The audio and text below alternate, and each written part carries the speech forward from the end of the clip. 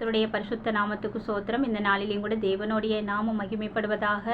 ரோமர் 8வது அதிகாரம் 14வது வசனத்துல, எவர்கள் தேவனுடைய ஆவியினால் ஏவப்படுகிறார்களோ அவர்கள் தேவனுடைய புத்திரர்களாய் இருக்கிறார்கள் என்று ஆண்டவர் சொல்லுகிறாங்க.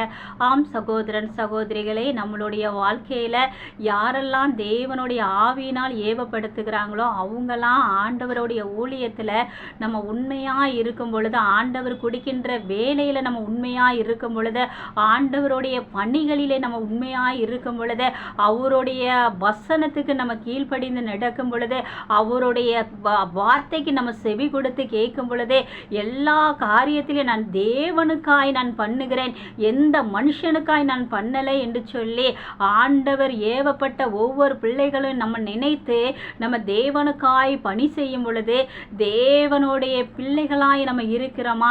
அதனால தான் ஆண்டவர் என்ன சொல்றாங்கன்னா, எவர்களாம் தேவனுடைய ஆவியினால் ஏவப்படுகிறார்களோ அவர்கள் தேவனுடைய புத்திரர்களாய் இருக்கிறார்கள் என்று ஆண்டவர் சொல்லுகிறாங்க.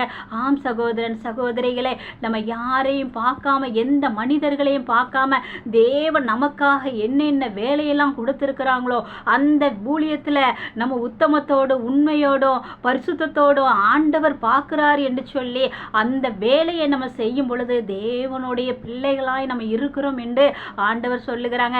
நம்ம இந்த உலகத்தை பார்க்க வேண்டாம், எந்த மனிதர்களை பார்க்க வேண்டாம், இவர்களுக்காக தான் நான் வேலை செய்கிறேன் என்று சொல்லி நம்ம நினைத்தோம் நினைச்சுக்கோங்களேன், தேவனுடைய பிள்ளைகளாய் நம்மள காணப்பட முடியாது. அதனால தான் ஆண்டவர் சொல்லுகிறாங்க, எவர்கள் தேவனுடைய ஆவியினால் ஏவப்படுகிறார்களோ அவர்கள் தேவனுடைய புத்திரர்களாய் இருக்கிறார்கள் என்று ஆண்டவர் சொல்லுகிறாங்க.